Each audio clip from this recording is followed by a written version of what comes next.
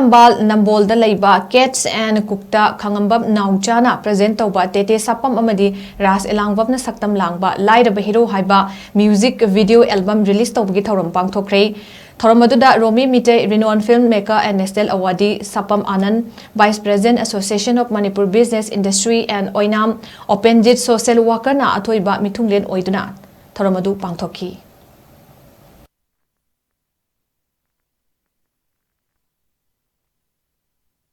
Ojuji kanna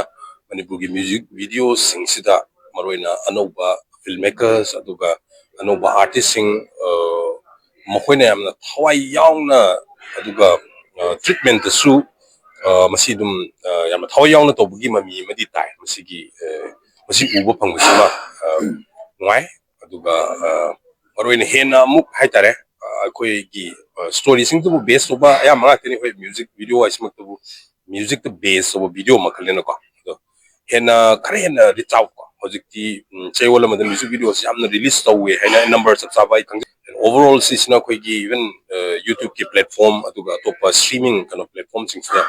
masidu monetization gi ko kara koi gi business ki at least platform the create topa namasigi pabis haininge